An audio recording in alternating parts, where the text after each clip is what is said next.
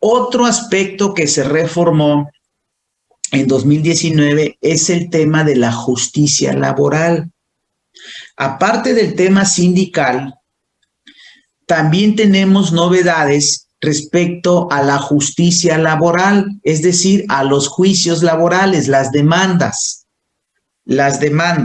Y ahí la novedad tiene que ver con dos aspectos. Punto número uno, se van a terminar las juntas de conciliación. De hecho, ahorita en 8 estados, uno de ellos aquí donde estamos ahorita, que es Chiapas, 8 estados del país ya terminaron con las juntas locales de conciliación. Cuando yo les digo terminaron, me refiero a que las juntas locales de conciliación ya no están recibiendo demandas nuevas. Ya nada más están sacando el atraso. Las demandas nuevas ya los están recibiendo en los tribunales laborales locales. Entonces, 8 entidades federativas, les voy a mostrar láminas adelante, ya se incorporaron al nuevo mecanismo. En el 2021 se incorporarán otras y en el 2022 otras. A más tardar en abril del 22, todas las entidades federativas tendrán sus juzgados laborales. Ya no serán las juntas locales de conciliación, ya serán los juzgados laborales locales. A más tardar en el 2022. Y a más tardar en el 2023 se acabarán las demandas en la Junta Federal de Conciliación. Ya tendremos un tribunal federal laboral, una especie de juzgado laboral a nivel federal que estará atendiendo todos los casos que antes atendía la Junta Federal de Conciliación. Entonces ya las juntas de conciliación desaparecerán, estarán sacando nomás los rezagos, pero ya no recibirán demandas nuevas. Las demandas nuevas se presentarán en los juzgados laborales. Entonces esa es una novedad de la reforma del 2019 que ya se está haciendo desde el año pasado. Ya se empezaron a incorporar algunas entidades federativas, 8 para ser exactos. Bueno, y el segundo tema relacionado con esto es que existe un procedimiento, existe una etapa que se tiene que agotar forzosamente antes de que se presente la demanda en los tribunales. Esa etapa se llama, o ese proceso se llama procedimiento conciliatorio prejudicial. Antes que el trabajador vaya al juzgado laboral y presente su demanda, tendrá que ir al Centro Federal de Conciliación o a los centros locales de conciliación. Ya no serán juntas de conciliación, ya serán centros de conciliación. Tendrán que ir allí y presentar una solicitud de conciliación. Es a fuercita, no es si quieren. Presentarán una solicitud de conciliación y se invitará, se convocará al patrón para que acuda y se sienten a negociar. Si el patrón no acude, se le convocará por segunda ocasión. Obviamente, por la primera que no fue, se le impondrá una multa. Se le convocará una segunda ocasión y si tampoco acude, se le vuelve a multar y al trabajador se le entrega una constancia de haber agotado ese procedimiento. Y con esa constancia, el trabajador podrá acudir al juzgado laboral, ya sea local o federal, dependiendo el que le toque, podrá acudir al juzgado laboral y presentar su demanda. Ese es un proceso a fuercita. Ahora, ese será en caso que el patrón no acuda. ¿Qué pasa si el patrón sí acude, pero no llegan a ningún acuerdo? Entonces, a ambas partes se les entrega su constancia. Obviamente al patrón ya no se le multa porque sí acudió, pero no se llegó a ningún acuerdo. Entonces, se le va a entregar a ambas partes una constancia de que ya se agotó el procedimiento y el trabajador con esa constancia podrá ir al tribunal y presentar su demanda. Ese es en caso de que sí acude el patrón y no se llegue a ningún acuerdo. Ahora, ¿qué pasa si sí acude el patrón, pero de lo que se está acordando, solo unos puntos ya están debidamente aceptados por ambas partes y hay otros puntos que están en el estira y afloja. Bueno, pues se concederá otra reunión a más tardar 45 días naturales para que se terminen las negociaciones. Si en mes y medio no se agotaron las negociaciones, entonces ya no se seguirá con ese proceso, a las dos partes se le entrega su constancia de haberlo agotado y entonces el trabajador podrá acudir a presentar su demanda. Ese sería en caso de que, pues sí están en el estira y afloja, pero al final no se llegó a ninguna conclusión. Ahora, ¿qué pasa si sí se llega a un acuerdo? Bueno, pues en caso que se llegue al acuerdo, allí mismo se hace el documento, se firma, se ratifica, se sella por parte del centro de conciliación y se eleva a cosa juzgada. Ya el trabajador ya no podrá presentar ninguna demanda. Ahí concluyó, ya ahí queda la cosa. Ese es el nuevo procedimiento. Ahorita les voy a mostrar los fundamentos, pero es a partir del artículo 684, letra A. Bueno, esos dos temas fundamentales son de la reforma del 19.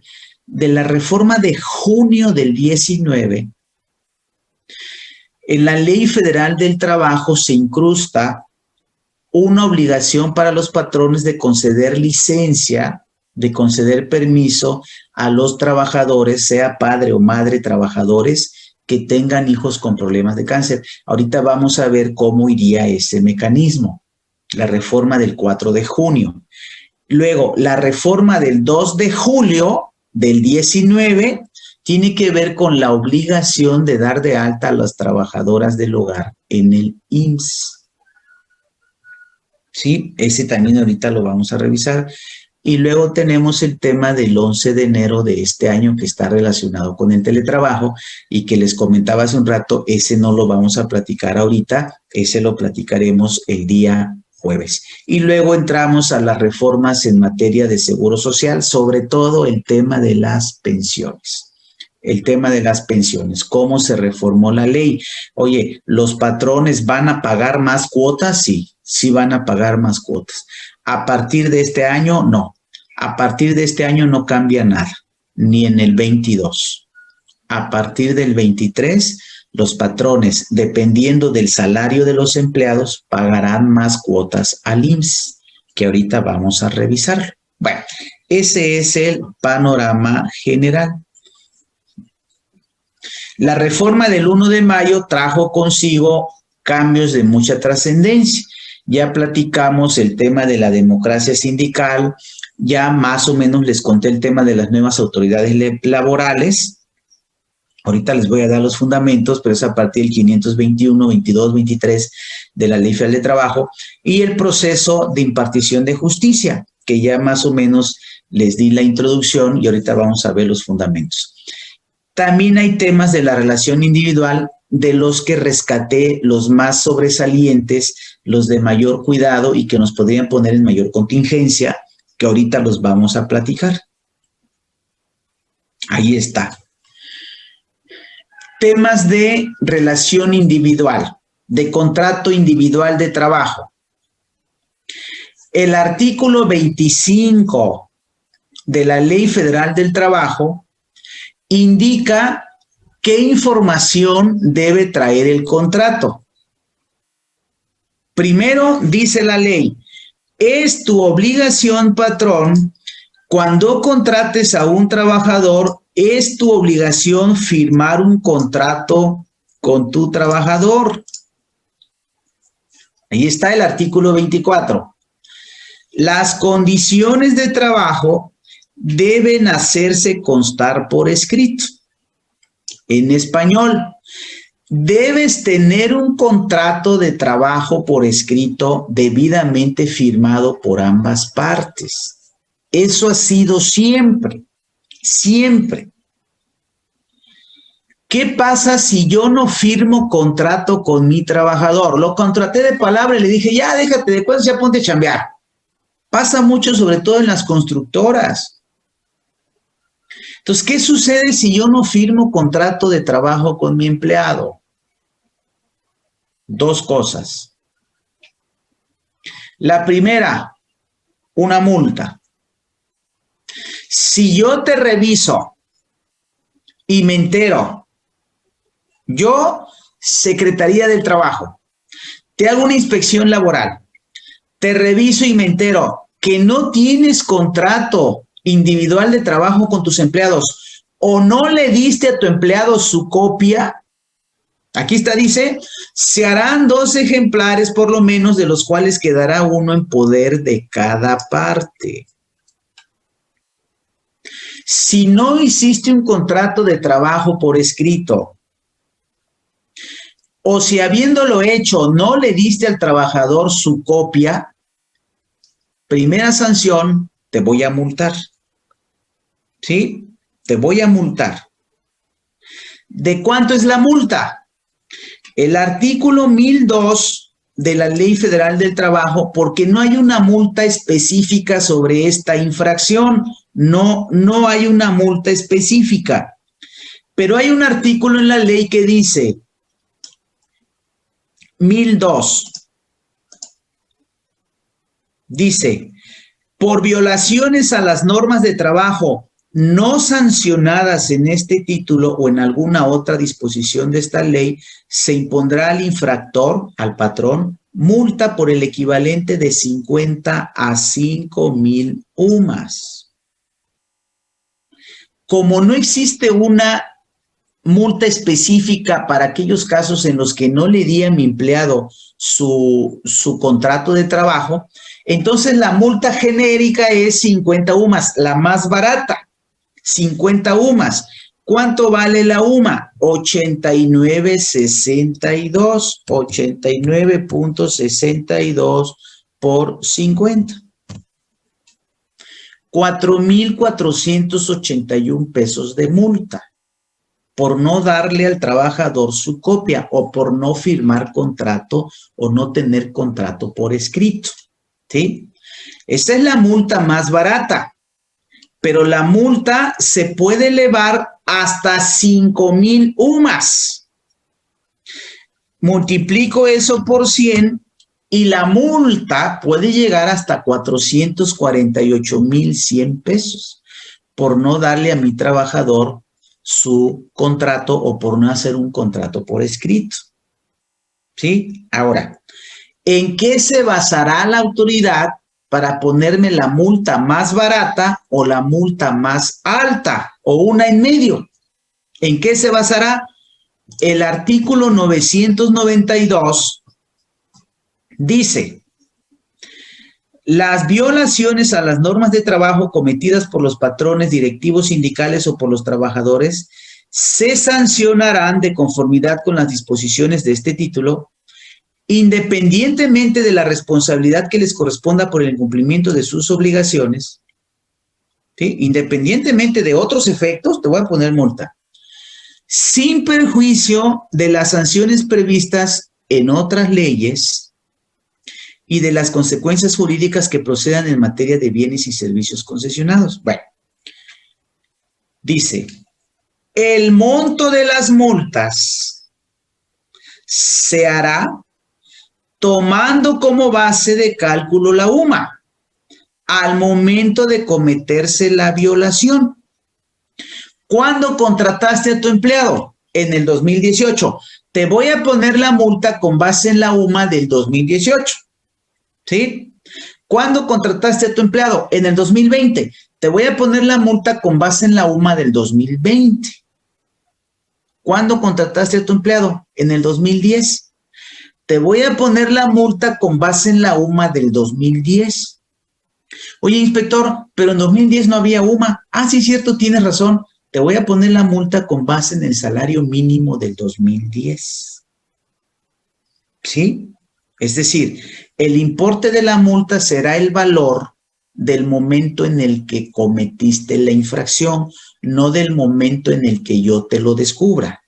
¿Ok? Bueno, y sigue diciendo, para poner una multa mínima o máxima se tomará en cuenta lo siguiente. Digo, yo se los estoy leyendo en español, ¿no? Y ahí dice, para la imposición de las sanciones se tomará en cuenta lo siguiente. Para ponerte una multa mínima o máxima, vamos a tomar en cuenta lo siguiente. Primero, el carácter intencional o no de la acción. Oye, ¿lo hiciste con toda la intención de...? No, te juro que yo no sabía que le debía dar una copia de su contrato, etcétera. Ok, está bien. Te voy a creer que no sabías. ¿Sí? Pero si ya es la segunda vez, ya no me vengas con el cuento que no sabías. Ahora, si tu trabajador llegó y te lo pidió, él dice que llegó y te pidió el contrato. No me digas que no sabías. ¿Ok? Segundo, la gravedad de la infracción. ¿Qué tanto daño cometiste por no haberle dado al trabajador una copia de su contrato? Bueno, ya eso ya dependerá del caso particular. Sí, ya dependerá del caso particular. Tercero, los daños que se hubieran producido o puedan producirse. ¿Qué tanto daño puedo provocar por no darle al trabajador su contrato? Sí, o sea, a lo mejor ninguno. A lo mejor ninguno. Está bien, no hay problema. La capacidad económica del infractor. No es lo mismo la palería de la esquina que el Home Depot. El Home Depot tiene más billete. Pone una multa más alta al Home Depot, ¿no? Aunque en la práctica es al revés, porque Home Depot tiene sus abogados que los pueden defender y la trapalería de la esquina no. Entonces la multa al Home Depot es más barata que la multa a la trapalería de la esquina. ¿Sí? Y por último, la reincidencia del infractor. Ya te voy advirtiendo varias veces este tema. ¿Por qué insistes? ¿Ok? Bueno, ahora, el problema de la multa es que supongamos que me pone la multa más barata. 4,400 pesos de multa, la más barata. ¿Sí? Oye, no te hallé por el tema de la segunda fracción, la primera fracción no fue intencional, no sabías, no has causado ningún daño, los daños no existen, pues eres una empresa chiquita y es la primera vez que te reviso. Está bien, te voy a poner la multa más barata, 4,400 pesos. El problema es el siguiente, dice aquí abajito. Cuando en un solo acto u omisión se afecten a varios trabajadores, se impondrá sanción por cada uno de los trabajadores afectados. ¿Sí? ¿A cuántos no les diste su contrato? A todos. Ahí está el problema. Esta multa es por, aunque es la más barata, es por cada trabajador. ¿Cuántos tienes? 85 por 85. Ahí está tu multa. Nomás por no darle su contrato. Aparte hay otras multas que ahorita vamos a revisar, dice la autoridad. Pero nomás por no darles el contrato, ahí está la multa. ¿Sí? Es por cada empleado. ¿Corremos riesgos? Sí. Mientras no lo hayamos vivido, decimos, el contador nomás está hablando, no le hagas caso. ¿Saben cuándo es el problema? Cuando ya tenemos la revisión. Porque ahí esto es, contador, ¿qué hago? Fíjese que esto, pues ya tienes al inspector. No te queda más que tratar de, pues invítale un café del Starbucks, ¿no? Cómprale un strudel de manzana, un helado, dale la clave de tu Wi-Fi, ¿no? Llévatela bien hasta que termine la revisión, a ver si te puede perdonar algo. ¿De acuerdo? Entonces, consejo, cuando yo firmo un contrato, vamos a hacer un taller aquí para hacer los contratos de trabajo, ya les estará informando el equipo de nuestros ejecutivos, pero miren, cuando yo firmo un contrato consejo, independientemente que firme el trabajador y el patrón las cláusulas, independientemente que puedo o debo solicitar que firmen los testigos, yo les aconsejo que firmen los testigos, ¿sí? Independientemente de eso, una firma donde el trabajador manifiesta que le di su copia. Ahí está, dice, El trabajador manifiesta en este acto haber recibido copia del presente contrato. Fírmale. ¿Ya te di tu copia? Fírmale. ¿Saben por qué? Porque yo le doy una copia. Aquí ya está firmado. Pero el trabajador dice, yo aquí te estoy firmando de aceptación, pero tú nunca me diste mi contrato. La licenciada siempre me dijo que me lo iba a entregar hasta que firmara el gerente, hasta que firmara el patrón. Y siempre decía, licenciada, por cierto, ya después de 10 años, licenciada, por cierto, mi contrato, ay, ¿qué crees? No he visto al patrón. Nomás que lo vea, te lo entrego. A mí no me has dado mi copia. Aquí está tu firma. Está la firma que estoy aceptando las condiciones, pero no que me diste mi copia. Entonces, consejo, añádanle esta parte al contrato. ¿Saben por qué razón? Porque dice la ley, en un pleito, en una demanda, en un litigio, cuando se estén enfrentando será el dicho del trabajador contra el documento probatorio del patrón. No es palabra contra palabra. El trabajador va a decir, no me diste mi contrato, y el patrón va a decir, sí te lo di. Palabra contra palabra. ¿Cuál prevalece? No es palabra contra palabra. Es palabra contra documentos. Patrón, si no tienes documentos, lo que vale es la palabra de tu empleado. ¿Quieren ver dónde dice eso? Aquí en la Ley Federal del Trabajo, en el 784. Miren. Ahí está. Dice, el tribunal, sí, ya les dije que habrán tribunales laborales, hoy todavía son juntas de conciliación.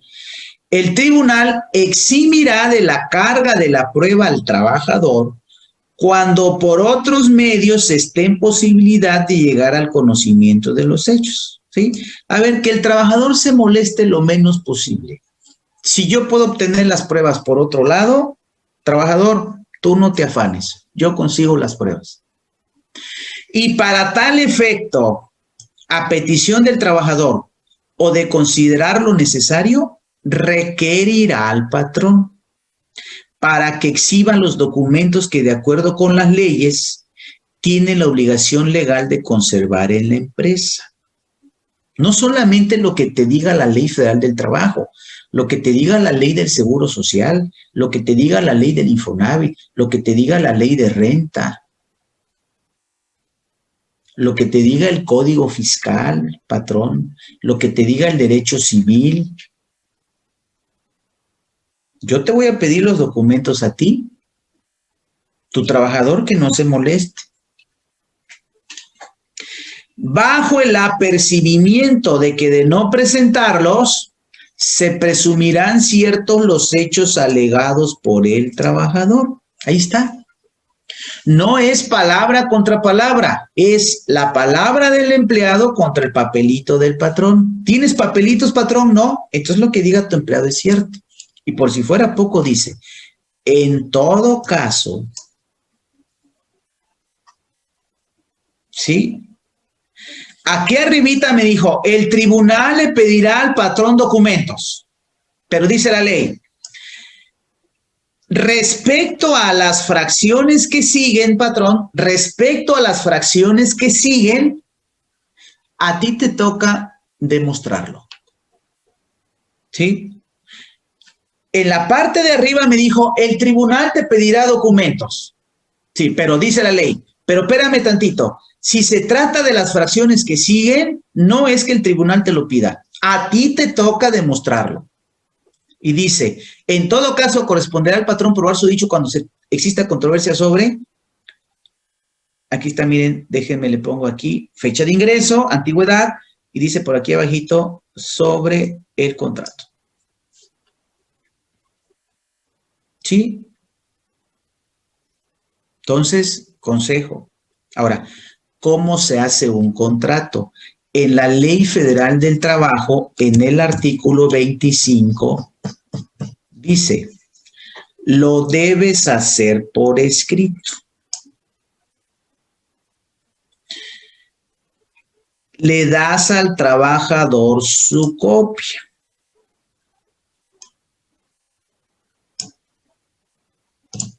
Obviamente debidamente firmado por las dos partes, si no, no sirve.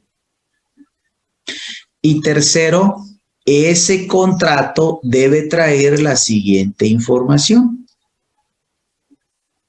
¿Sí?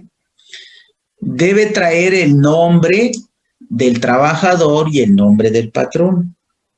Debe traer la nacionalidad del trabajador y la nacionalidad del patrón. Debe traer la edad del trabajador y la edad del patrón. Si el patrón es persona moral, ¿cómo se establece o se señala la nacionalidad del patrón? Pues indicando el patrón fue constituido de acuerdo con las leyes del país, por ejemplo, de acuerdo con la Ley General de Sociedades Mercantiles, por ejemplo. O en su defecto, indicar que es una empresa extranjera. El patrón fue constituido de acuerdo con las leyes de Estados Unidos, por ejemplo. Ahí estamos indicando si la empresa es nacional o es extranjera. ¿Sí? Y si el patrón es persona física, pues ahí se señala de nacionalidad mexicana o mexicana. ¿Cómo se indica la edad del patrón? Pues la edad del trabajador se pone expresamente. El trabajador manifiesta que tiene 28 años. ¿Cómo se pone la antigüedad del patrón? La edad del patrón conforme al RFC. ¿Sí? La empresa fue constituida el 2 de julio del 2010, teniendo una antigüedad a la fecha de 11 años, o de 10 años con 8 meses. Debe traer el sexo del patrón y del trabajador. ¿Cómo se indica el sexo? Sexo masculino, sexo femenino. Solo hay dos, aunque ya hay muchos aspectos aquí que se han ido modificando y demás, sigue habiendo solamente dos. Y entonces, en caso de duda, le decimos al trabajador, ¿cuál te pongo? ¿No? ¿Cómo se pone el sexo del patrón si es persona moral? Ahí no hay sexo. O género, diríamos, ¿no? Bueno, el estado civil del trabajador y el estado civil del patrón. ¿Cómo se indica el estado civil del trabajador? Solamente hay dos, soltero, casado, no hay más. Si me dice que es soltero, el trabajador manifiesta que es soltero, punto. Si me dice que es casado, entonces le solicito su acta de matrimonio para corroborar que es casado o casada. El sexo del patrón, si es persona física, igual soltero o casado. El sexo del patrón, si es persona moral, digo, el estado civil del patrón, si es persona moral, no hay. No hay. La CURP del trabajador y del patrón. Si el patrón es persona moral, no hay CURP. Si es persona física, sí. El RFC del trabajador y del patrón. De ambos. Aquí sí los dos tienen RFC, independientemente que el patrón sea físico moral. Y domicilio de los dos. Fíjense cómo la Ley Federal del Trabajo nos va dando la pauta para armar o integrar el expediente del trabajador. ¿Sí? Yo les aconsejo que integren el expediente del trabajador.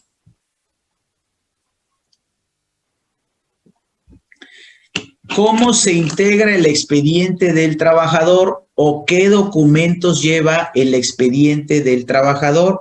Entonces, fíjense. Expediente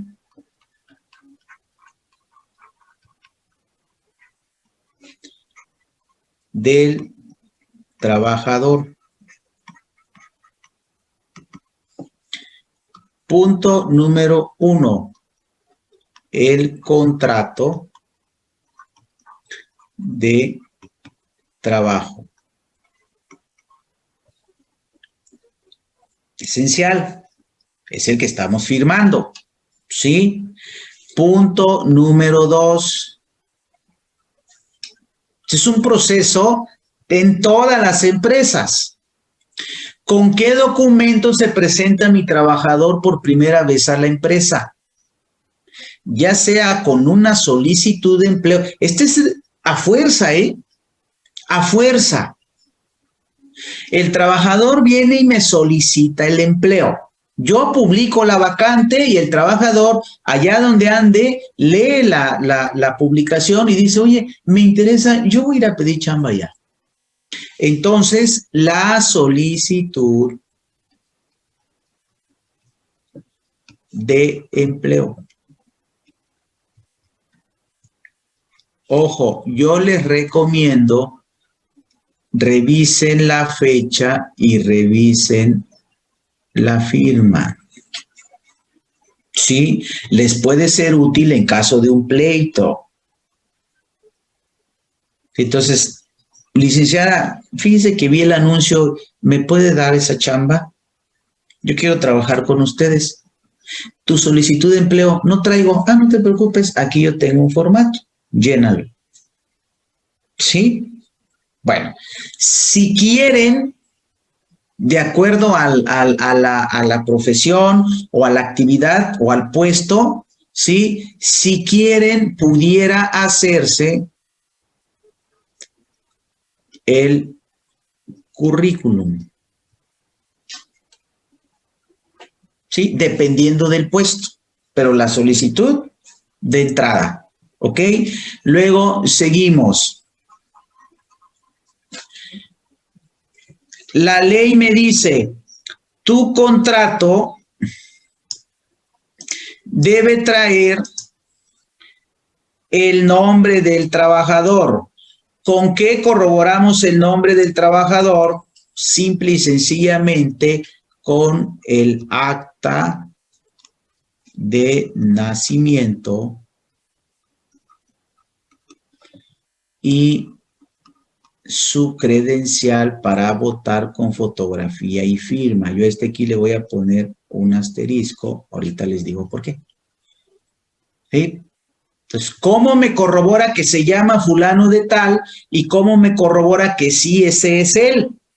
Pues primero con el acta de nacimiento, aquí dice mi nombre.